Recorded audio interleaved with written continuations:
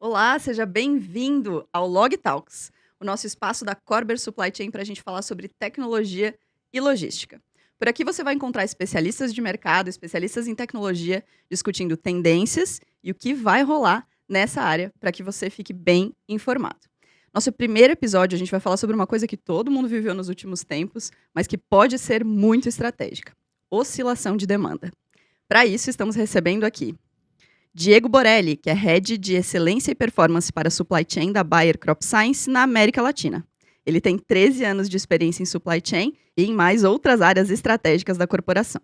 Elcio Lenz é diretor-presidente para a América Latina da Corber Supply Chain Software e responsável pelos projetos da cadeia de suprimentos. Atua há 30 anos no mercado de logística.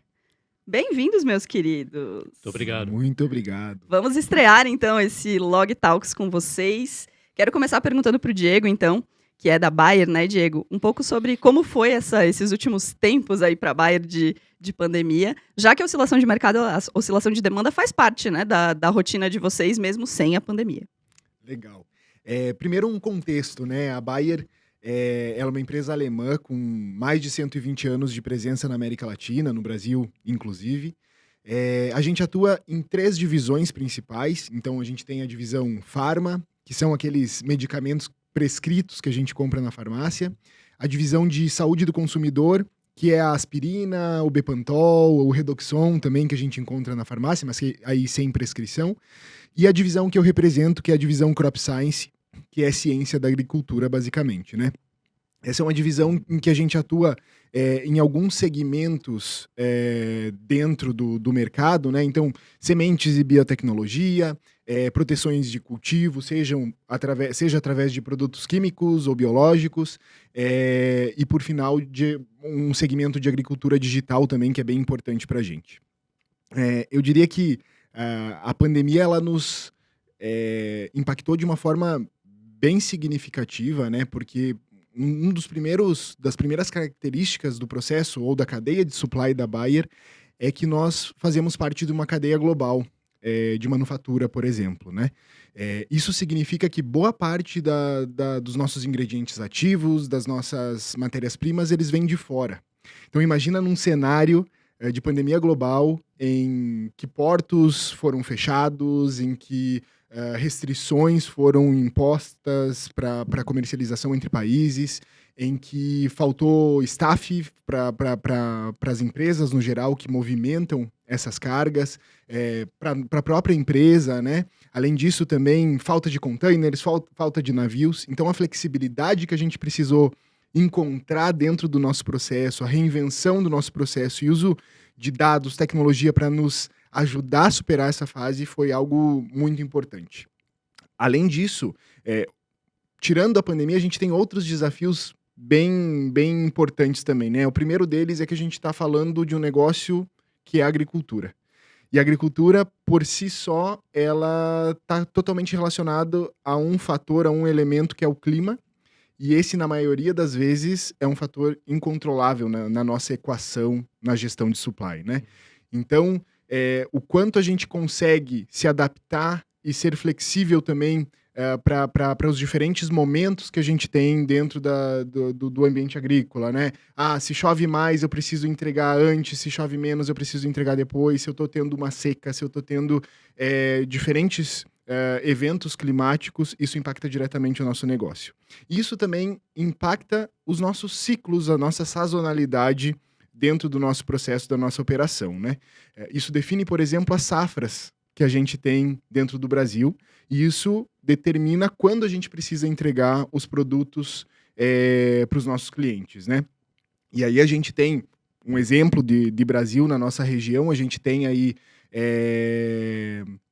a safrinha, né, que no passado era a menor safra do Brasil e que hoje é a maior safra do Brasil, e que em um mês a gente entrega para os clientes o mesmo volume que a gente entrega em 6 meses da safra verão. Então, é uma pressão muito grande, é uma característica muito específica desse negócio que a gente precisa se adaptar como supply também, né? Desde o ponto de vista de planejamento até a entrega de fato para o cliente. Um outro elemento bem importante nesse negócio é que o nosso cliente, o agricultor lá da ponta, ele tem mudado o perfil. Tem saído, e nós, como consumidores, também temos mudado os nossos perfis, né?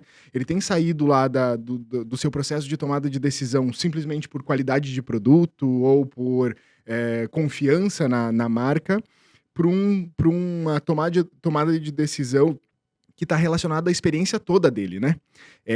E aí nós, como supply, nós temos aí uma responsabilidade muito grande também de fazer com que essa experiência que o cliente está tendo conosco seja de fato boa. De nada adianta o time comercial, a parte antes de chegar em supply ter sido excepcional, se quando chega em supply, quando a gente vai fazer a entrega, quando está no processo logístico, a gente faz com que essa experiência ela seja menos bacana para o cliente, né? Então, bem resumidamente, esses são alguns dos desafios que a gente tem vivido, né?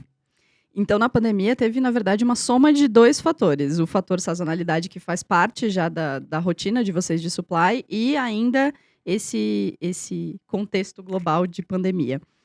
O que mudou durante a pandemia? Vocês tiveram implementação de ferramenta? Vocês tiveram maior uso de alguma ferramenta específica? O que mudou dentro do contexto da pandemia na cadeia de supply, no armazém para vocês? Bacana.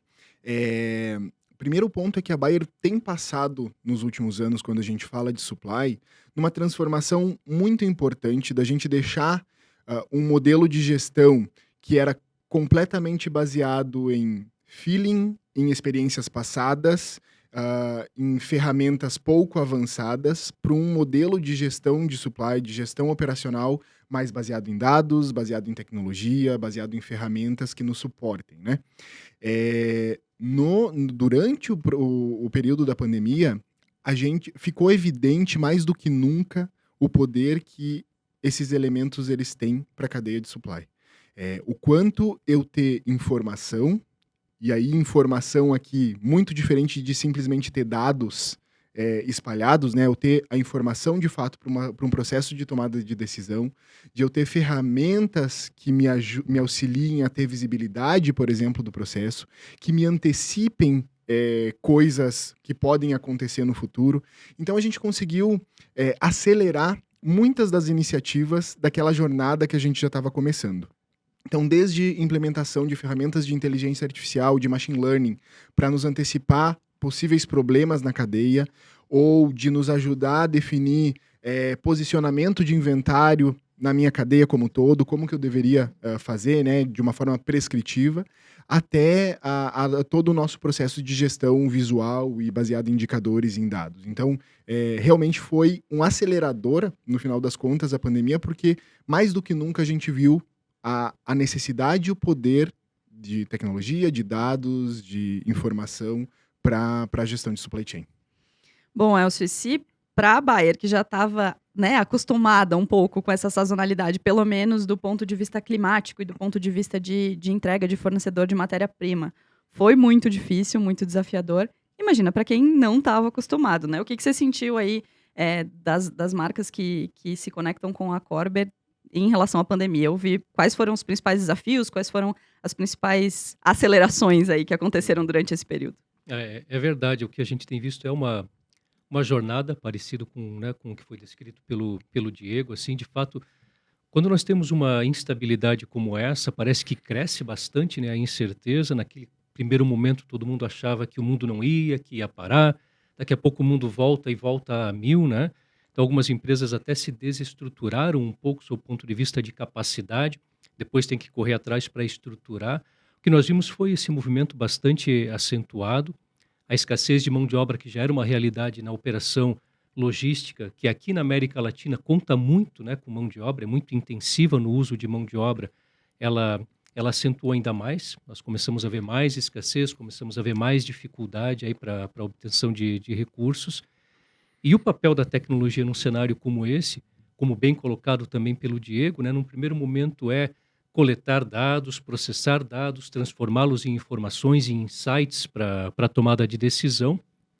Mas também a tecnologia ela consegue ajudar em fazer mais com menos, né? Ou seja, em alguns momentos, quando a mão de obra está faltando, quando a gente precisa dar uma resposta na cadeia e não tem como contratar pessoas ou não tem como colocar equipamentos a tempo, a eficiência oferecida pela tecnologia na operação, ela pode ajudar a resolver o problema fazendo mais com menos, né?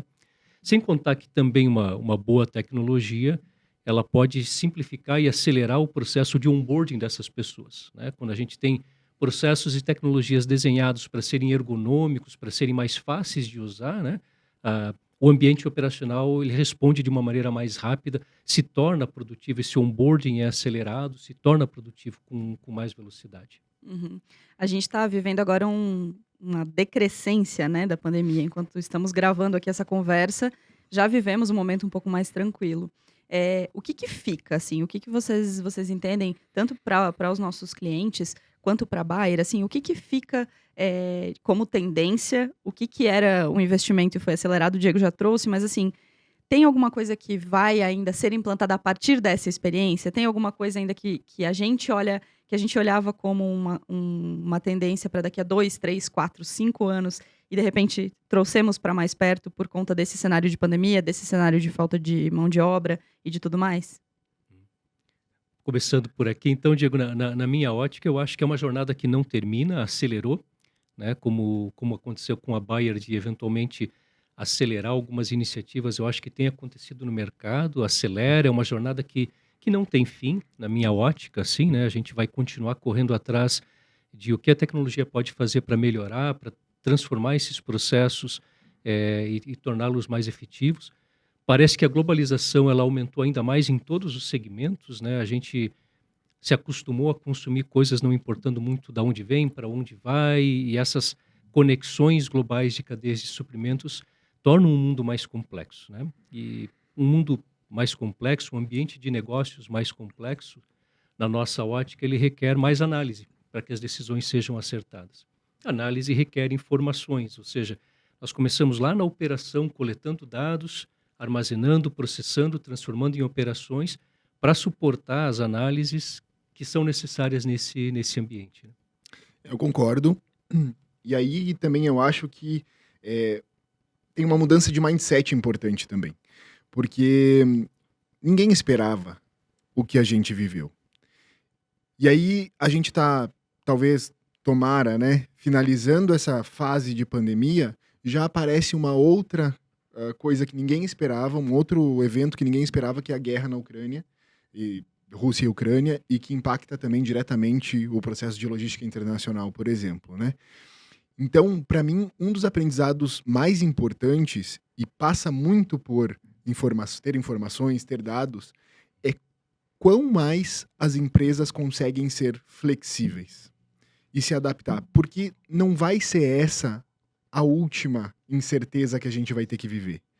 A gente está vivendo num mundo de incertezas, de volatilidade, em que as empresas elas vão ser exigidas cada vez mais a se adaptarem a cenários diferentes, a pressões diferentes de forma mais rápida. Porque senão vai ter o concorrente que vai fazer isso de uma forma mais rápida. Então eu acho que esse mindset ele é muito importante e a gente leva como aprendizado. E ele passa muito por ter informações, por ter tecnologia, porque eu consigo ser muito mais flexível, eu consigo mudar de rumo muito mais facilmente, se eu tenho informação para tomar essa decisão. Se eu não tenho informação, eu vou fazer um movimento com aquilo que eu tenho de experiência, e nem sempre o que eu vivi no passado vai me responder o futuro, né?